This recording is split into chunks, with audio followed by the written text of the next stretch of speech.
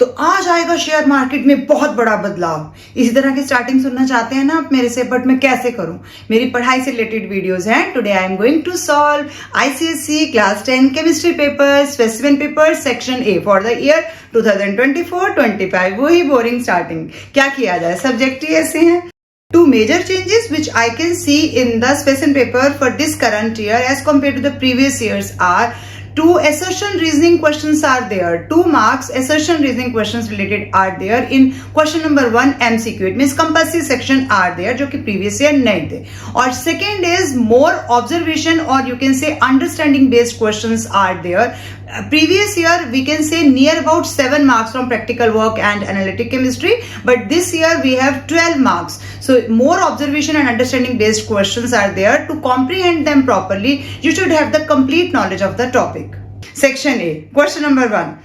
An aqueous solution of copper sulfate turns colorless on electrolysis. Which of the following could be the electrodes? तो anode copper की है, cathode copper की है। ये हमारे पास options अलग अलग दिए गए हैं, बट आपको कैसे करना है, क्योंकि उन्होंने क्वेश्चन में हिंट क्या दिया है, copper sulphate turns colourless, means उसका कलर फेड हो रहा है। तो कलर फेड हो रहा है, इट मीन्स अगर तो ब्लू कलर फेड नहीं होता अगर कॉपर की ही एनोड बनी होती, बट यहाँ पर तो फेड हो रहा है, इट मीन्स एनोड कॉपर की नहीं होनी चाहिए। तो हमने चेक क्या करना है कि anode should not be of copper, anode should not be of copper. तो एनोड किसकी है? प्लेटिनम की। तो हमारा क्यू ऑप्शन में एनोड प्लेटिनम की है, कैथोड चाहे कॉपर की है चाहे प्लेटिनम की है, कोई फर्क नहीं पड़ेगा।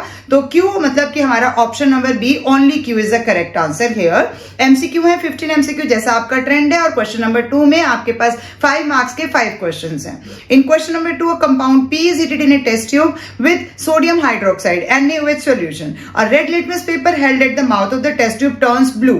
तो अगर litmus paper RBB में से रेड को ब्लू में कर रहा है तो वो बेसिक है। तो which of the following could compound PB, क्या हो सकता है वो? Zinc sulphate, copper sulphate, ferrous sulphate या अमोनियम सल्फेट? क्योंकि वो बेसिक है नेचर में, तो ammonium sulphate option number D is correct है। In part number 3, which of the following would weigh the least? तो अब हम आगे मोल कॉन्सेप्ट पे। तो वेट कम कैसे पता लगाते हैं हम? हमारे पास वेट का क्या फॉर्मूला होता है? नंबर ऑफ मोल्स के accordingly. So number of moles is equal to weight of the substance in gram and divided by molecular mass. molecular mass में हम ग्राम में लेंगे। तो अब यहाँ पर कितना आ गया? अब फर्स्ट पार्ट में देखते जाइए, हमें कंपैरिजन करना है, 4 पार्ट्स हमें सॉल्व करने हैं, फिर हमें पता लगाना है कि किसका वेट कम दिया गया है।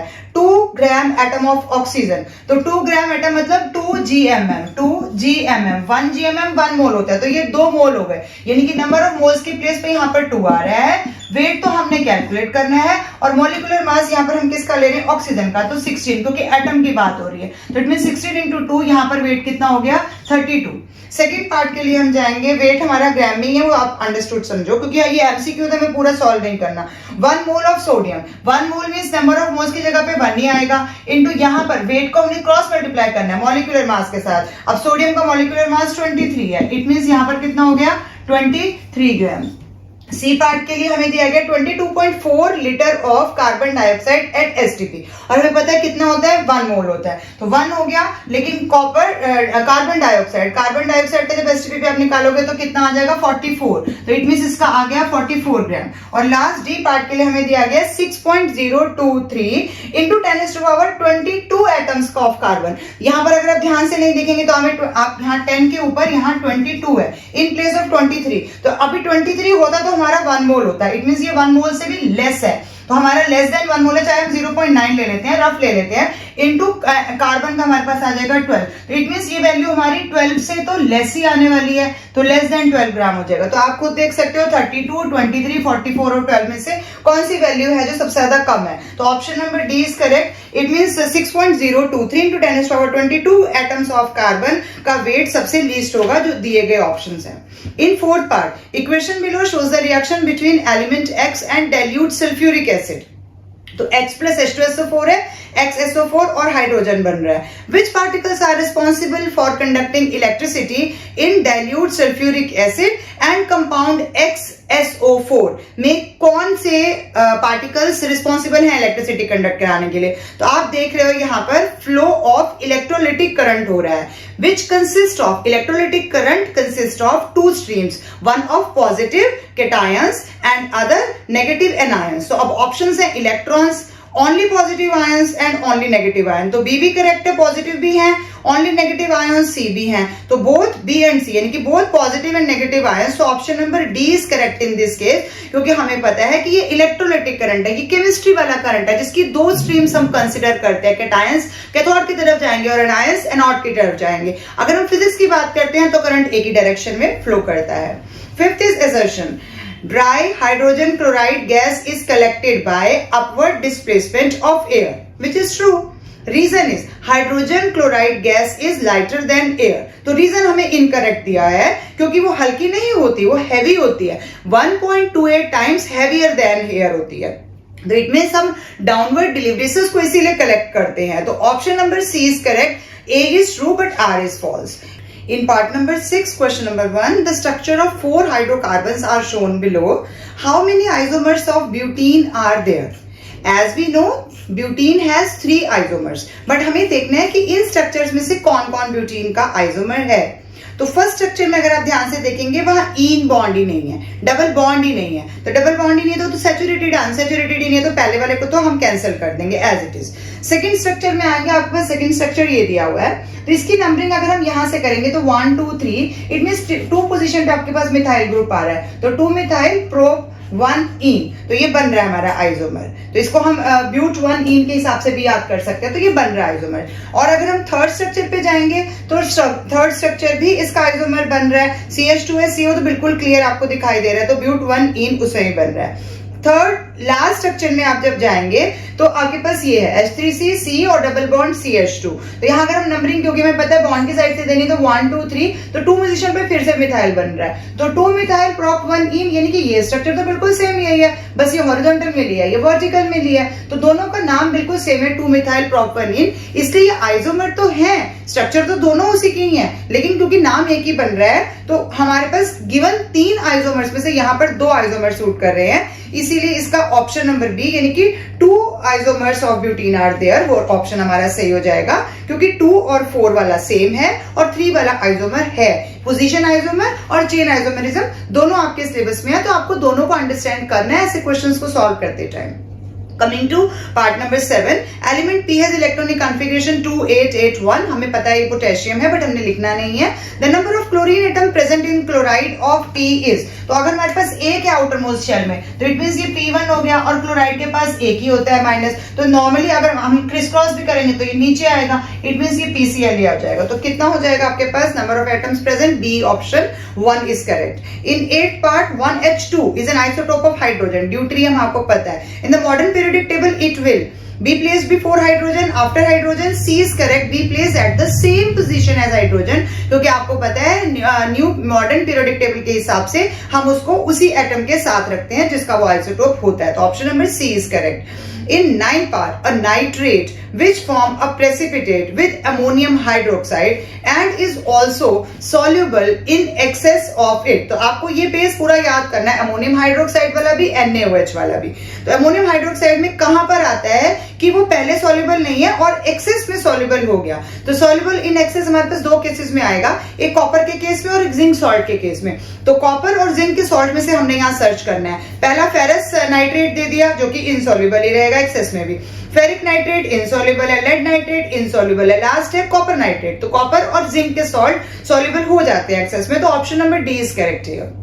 In 10th part, which of the following electronic configuration represents the most electropositive element? आपको पता है नॉन मेटल्स इलेक्ट्रोनेगेटिव होते हैं और हम इलेक्ट्रोपॉजिटिव को सर्च कर रहे हैं, तो इलेक्ट्रोपॉजिटिविटी कहाँ होगी? अगर हम पीरियोडिक टेबल में अलग अलग एलिमेंट्स की बात कर रहे हैं तो सबसे इलेक्ट्रोपॉजिटिव एलिमेंट कहाँ होगा? हमारा सबसे एक्सट्रीम लेफ्ट की साइड में होगा, और उनमें भी अगर हम नीचे की तरफ जाएंगे तो हमारे पास इलेक्ट्रोपॉजिटिविटी इंक्रीज हो जाएगी। तो हमें यहाँ पर क्या सर्च करना है? 2-1 यानी कि पहला एलिमेंट जो है वो पीरियड 2 का है, नेक्स्ट है 2-8-1 यानी कि पीरियड 3 का है, तो यहाँ पर अगर पीरियड 1 है, पीरियड 3 है, तो आपको पता है नीचे जाने पे इलेक्ट्रोपॉजिटिविटी इंक्रीज हो रही है, तो option number B is correct, क्योंकि सी में पीरियड 2 है, डी में पीरियड 3 है, लेकिन उसमें नंबर ऑफ एलिमेंट्स 2 आपके आउटर मोस्ट में आपके पास इलेक्ट्रॉन्स 2 आ रहे हैं, यानी वो इस पोजीशन पे आ जाएगा, एक्सट्रीम लेफ्ट नहीं आएगा, तो एक्सट्रीम लेफ्ट भी देखना है और हमने बॉटम भी देखना है, तो इलेक्ट्रोपॉजिटिविटी वहीं पर ज्यादा होती है, तो option number B is correct in this case.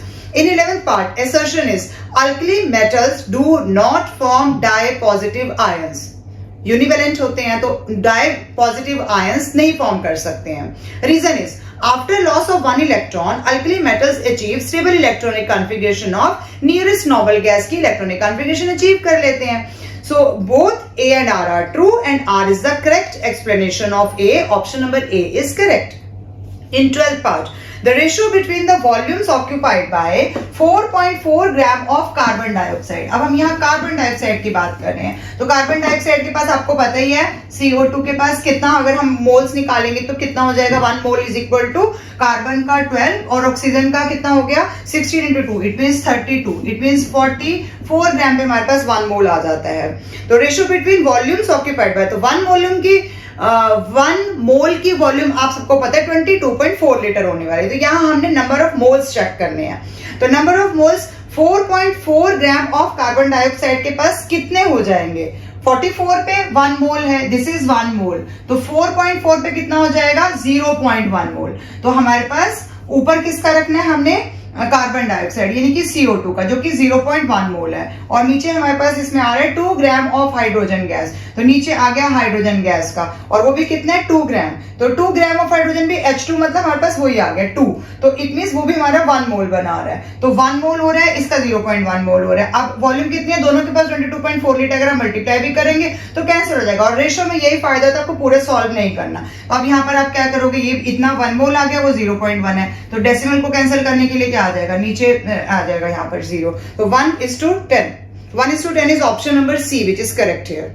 In 13th part, aqueous lead nitrate can be distinguished from aqueous zinc nitrate by adding any of the following solution in excess, except means कि both are soluble in excess। हमें क्या बताना है उसके अंदर कि क्या इसमें ऑप्शन है, यानी कि वो ऑप्शन क्या हो सकती है कि दोनों ही एक्सेस में सॉल्युबल हो जाएं। तो कौन सा इनमें से ऐसा सॉल्यूशन आपको दिखाई दे रहा है जो कि both are soluble in excess, क्योंकि हमें तो एक्सेप्शन ढूंढनी है। तो एक्वस पोटेशियम क्लोराइड में नहीं होंगे, एक्वस सोडियम सल्फेट में नहीं होंगे, डाइल्यूट सल्फ्यूरिक एसिड में नहीं होंगे, सोडियम हाइड्रोक्साइड सॉल्यूशन में, यानी कि ऑप्शन नंबर डी आपका करेक्ट है, जिसमें हम इसमें can be distinguish from aqueous zinc nitrate, यानी कि लेड नाइट्रेट और जिंक नाइट्रेट को हम डिस्टिंग्विश कर सकते हैं by adding one of the solution in excess. तो यानी कि दोनों को सॉल्युबल नहीं होना था, तो NaOH में हम आराम से उनको डिस्टिंग्विश कर पाएंगे। In 14th part, which of the following about oxides is correct? A basic oxide is an oxide of a non-metal. नहीं, बेसिक ऑक्साइड मेटल का होता है। B option, acidic oxide contain ionic bonds. Acidic oxides ज्यादातर किस पे बनेंगे, non metal के oxides होते हैं, तो नॉन मेटल के एसिडिक ऑक्साइड्स होंगे, तो नॉन मेटल में हमारा सिर्फ नॉन मेटल में आयोनिक बॉन्ड नहीं बनेंगे। C is amphoteric oxides contain a metal, तो यहां पर ये ऑप्शन करेक्ट है, क्योंकि एम्फोटेरिक ऑक्साइड में हमारे पास किसके आएंगे, जिंक, एल्यूमिनियम और लेड, और इनके मेटल के ऑक्साइड्स एम्फोटेरिक होते हैं नेचर में। Last is basic oxides are always gases, जो कि करेक्ट नहीं है, तो option number C is correct, amphoteric oxides contain a metal, क्योंकि करेगा उसमें मेटल होता है। Last question, a student takes copper, aluminium, iron and zinc strips charge ली गई हैं separately in 4 test tubes labeled as 1, 2, 3, 4 respectively. He adds 10 milliliter of freshly prepared ferrous sulfate solution. आपने brown ring test किया हुआ है, to each test tube and observe the color of the metal residue in each case. तो हमें पता कैसे लगाना है कि हर एक में हम डालेंगे और क्या क्या चेंजेस आएंगे। तो हम फर्स्ट वाले में डालते हैं, पहले कॉपर है, फर्स्ट टेस्ट ट्यूब में कॉपर है, पहले में हमने कॉपर को रखा हुआ है, तो कॉपर क्यों नहीं, इसमें कलर क्या क्या चेंज आएगा, because iron is more reactive than copper, तो यहाँ पर कोई रिएक्शन ही नहीं होगी। जबकि हमें क्या मिलना है, नीचे उसने क्या बोला है, observe the colour of the metal residue, और आंसर में ऑब्जर्वेशन में ब्लैक रेजिड्यू, तो ब्लैक रेजिड्यू किस में बच रहा है ये हमने बताना है, कौन कौन सी टेस्ट ट्यूब में ब्लैक रेजिड्यू बचेगा। तो फर्स्ट वाले में तो कोई चेंज ही नहीं आएगा, क्योंकि आयरन मोर रिएक्टिव होगा कॉपर से, तो वो डिस्प्लेस नहीं कर पाएगा।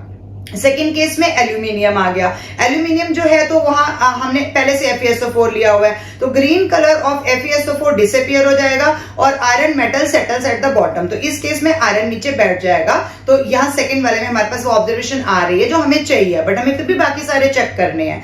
थर्ड में आयरन है, तो सेम ही डालेंगे तो कोई चेंज ही नहीं आएगा, FeSO4 में आयरन ही डालने से क्या चेंज आएगा, तो नो चेंज। लास्ट वाले में जिंक है, अब जिंक वाले केस में फिर से क्या हो जाएगा, green colour of FeSO4 disappear हो जाएगा बैठेगा और iron metal settles down at the bottom, तो इसमें भी बैठेगा। तो एल्यूमिनियम और जिंक के केस में बैठेगा। हमें ऑप्शंस में चेक करना है कि 2 है और वो 4 है, तो 2 और 4 वाला option number D is correct. तो option number D is correct in last part of MCQ. Now coming to question number 2 from the same section. Electroplating steel objects with silver involves a 3-step process.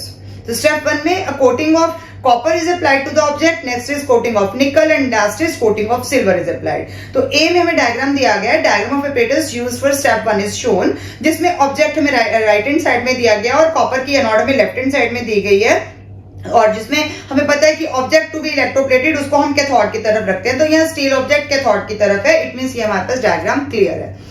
Question है the chemical process taking place on the surface of the object, तो क्या होने Cu2 plus 2 electron gain करेगा और copper बन जाएगा। What is the observation seen on the surface of the object, आपको observation में क्या दिखाई देगा, तो रेडिश ब्राउन कॉपर डिपॉजिट हो जाएगा। तो यहाँ पर हमने रेडिश ब्राउन कॉपर डिपोजिशन का ऑब्जर्वेशन देना है, या फिर हम ये भी कह सकते हैं कि मास इंक्रीज हो जाएगा उसका, वहां पर कैथोड पे मास इंक्रीज हो जाएगा। Next is explain why the concentration of copper ions in the electrolyte remains constant throughout step 1 में copper ions की concentration change क्यों नहीं हुई है, क्योंकि यहाँ पर एनोड रिलीज कर रहा है Cu2+ ions, यानी कि concentration does not decrease, वो कम ही नहीं होने दे रहा, बार बार एनोड रिलीज करता जा रहा है, तो कलर फेड ही नहीं होगा, जितने रिड्यूस होंगे वो उतने दे देगा एनोड, इसीलिए colour remain same. In B part, give 2 changes which would be needed in order to coat nickel on the object in step 2. तो क्या चेंजेस होने चाहिए अगर मुझे कॉपर की बजाय निकल की कोटिंग करनी है, तो anode should be made up of निकल, कॉपर की बजाय निकल की होनी चाहिए। दूसरी, इलेक्ट्रोलाइट शुड बी ऑफ निकल सल्फेट या निकल का ही कोई सॉल्ट होना चाहिए, तभी वो उसकी कोटिंग ले पाएगा, क्योंकि एनोड उसी मेटल की होनी चाहिए और इलेक्ट्रोलाइट उसी मेटल का कोई सॉल्ट होना चाहिए। ये पोजीशन हमें ध्यान में रखनी है, ये कंडीशन हमें याद रखनी है। सी में write down the reaction taking place at the positive electrode, तो पॉजिटिव इलेक्ट्रोड कौन होती है, एनोड, तो इसमें एनोड पे कौन सी रिएक्शन बन जाएगी, एनोड की रिएक्शन आपको सिल्वर के साथ लिखनी है, तो सिल्वर पे सिल्वर आ गया, माइनस इलेक्ट्रॉन हो गया और आपके पास ये Ag+ बन जाएगा। तो इतना आपने लिखना है, यानी ऑक्सीडेशन हो रही है, एनोड पे हो रही है, लॉस ऑफ इलेक्ट्रॉन हो रहा है, और इसको आप अपने याद रखने के लिए लिख सकते हो कि यहाँ पर एनोड पे हमेशा ऑक्सीडेशन होती है और कैथोड पे हमेशा रिडक्शन होती है। Now coming to part 2, match the following. Aluminium है, we all know, Hall-Heroult process. Part number 3, sulfuric acid contact process, calcination carbonate और calcium chloride electrovalent compound है और carbon tetrachloride covalent compound है, because you know covalent compound जो है वो non metal का non metal से बन रहा है, तो कार्बन टेट्राक्लोराइड मतलब कार्बन और क्लोरीन दोनों नॉन मेटल है, कैल्शियम ऑक्साइड मेटल और नॉन मेटल के बीच में बन रहा है, इसलिए वो इलेक्ट्रोवेलेंट कंपाउंड आ गया। In third part 5 Phillips are there. In first, if an element has 1 electron in the outermost shell it is likely to have, तो पहली बात तो 1 इलेक्ट्रॉन हो गया तो मेटल हो गया, तो मेटल हो गया तो उसके पास dash atomic size amongst all the elements in the same period, तो साइज में क्या होगा, क्योंकि वो एक इलेक्ट्रॉन है, इट मींस वो फर्स्ट ग्रुप को बिलोंग कर रहा है, तो फर्स्ट ग्रुप में हमारा साइज सबसे बड़ा होता है, क्योंकि अगर हम लेफ्ट टू राइट जाएंगे तो साइज धीरे धीरे डिक्रीज होता जाएगा, तो साइज डिक्रीज होना है, तो इट मींस यहां पर लार्जेस्ट है, तो largest is correct answer. Next is sulphuric acid और hydrochloric acid does not form an acid salt. Acid salt कौन नहीं बनाता, जो मोनो बेसिक सॉल्ट होते हैं वो एसिड सॉल्ट नहीं बनाते हैं, तो यहाँ पर hydrochloric acid mono basic acid है, HCl मोनोबेसिक होता है क्योंकि वो आयोनाइज हो जाता है एक ही स्टेप के अंदर, और वो नॉर्मल सॉल्ट बनाते हैं। ऐसे जो एसिड्स होते हैं वो नॉर्मल सॉल्ट बनाते हैं, एसिड सॉल्ट नहीं बनाएंगे, सल्फ्यूरिक बनाएगा, तो यहाँ पर उसने डज नॉट फॉर्म बोला था, तो hydrochloric acid is correct. In C part, और रेडिश ब्राउन और dirty green coloured precipitate is formed when ammonium hydroxide is added to a solution of ferrous chloride. तो ये टेबल लर्न करना, इसकी observations learn करना आपके लिए बहुत जरूरी है। Dirty green is correct. In D part, alkynes undergo dash reactions, क्योंकि एल्काइंस क्या है, अनसैचुरेटेड, सैचुरेटेड में सब्स्टिट्यूशन होती है, या अनसैचुरेटेड तो एडिशन हो जाएगी, तो addition is correct here. E part, and dash solution will turn methyl orange solution pink और रेड, तो कौन से सॉल्यूशन में मिथाइल ऑरेंज का कलर पिंक या रेड होता है, एसिडिक सॉल्यूशन में, तो एसिडिक इज करेक्ट, क्योंकि अगर अल्कलाइन होता तो वो येलो कलर का हो जाता। In fourth part, identify the following: a bond formed between two atoms by sharing of a pair of electron with both electron being provided by the same atom। सबसे चालाक bond जिसमें एक ही element provide कर रहा है, दूसरा सिर्फ ले ही रहा है, कौन सा है, डेटिव या coordinate bond. In B part, a salt formed by the complete neutralization of an acid by a base. अगर पूरी तरह से न्यूट्रलाइज हो गया तो सॉल्ट कौन सा हो जाएगा? नॉर्मल सॉल्ट चाहिए। C is a reaction in which hydrogen of an alkane is replaced by a halogen. तो ये substitution reaction है। In D part, energy required to remove an electron from a neutral gaseous atom. Required है तो ये ionization potential है। अगर required की जगह सिर्फ एक word पूरी definition में वो यहाँ change कर देता, release कर देता, तो ये electron affinity हो जाता। In E part, a homogeneous mixture of two or more metals or a metal and a non-metal in a definite proportion in their molten state, it means वो alloy है। Last fifth part of question number 2 in compulsory section is always from your organic chemistry and nomenclature. तो 5 marks का nomenclature compulsory section में आने वाला है, तो इसको हम लाइटली तो नहीं ले सकते। आप में से जिनको आता है वो वीडियो छोड़ सकते हैं, बट जिनको नहीं आता वो थोड़ा सा समझने की कोशिश करें। इन 5th पार्ट में आपके पास ए पार्ट है, प्रोपेनोइक एसिड आपने ड्रॉ करना है। प्रोपेनोइक मींस हमारे पास 3 की चेन है, 3 की चेन है, 3 कार्बन हो गए, प्रोप हो गया। अब oic acid means C double bond O और O और H, ये हमारे पास 4 हो गए। यहाँ पर यही 4 हो जाएंगे, 1 2 और 3 4।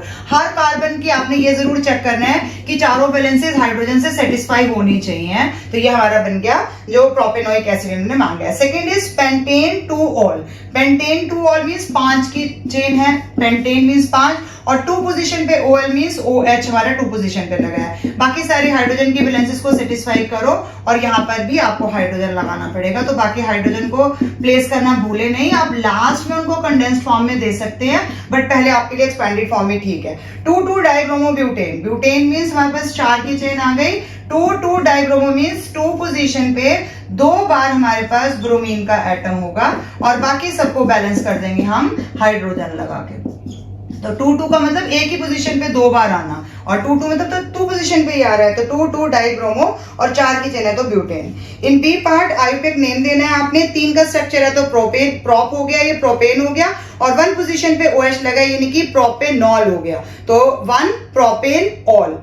एंड सेकंड में हम आपके पास है 1 2 3 4 5 की चेन है और फर्स्ट पोजीशन पे आपको डबल बॉन्ड दिखाई दे रहा है, यानी ये क्या हो जाएगा? पेंट 1 इन या फिर पेंटीन। तो आप इस तरह से लिख सकते हैं पेंट 1 और इन, या फिर डायरेक्टली क्योंकि 1 है तो इसलिए हम इग्नोर कर सकते हैं, बट अगर 2 होता तो हमें पेंट 2 इन ही लिखना था, लेकिन अभी हम पेंटीन भी दे सकते हैं। और फर्स्ट में क्योंकि फर्स्ट पोजीशन पे हमें इन्हीं को ही प्रेफरेंस देनी होती है जितने भी हमारे पास फंक्शनल ग्रुप है, तो 1 प्रोपेनॉल इसका ए पार्ट। ये OL और AL बहुत जल्दी गलत हम लिख सकते हैं, इससे बिल्कुल ध्यान से अलग अलग करके लिखना है ताकि टीचर को गलती से भी देखने में वो गलत ना लग जाए और आपके मार्क्स रिड्यूस ना हो जाए। With this, I conclude my today's video and this section A is over for your chemistry paper ICSE class 10. Thank you for watching till the end. Keep watching, sharing and subscribe to my channel अगर आपने अभी तक नहीं किया, and please don't forget to share with other students also. Thank you.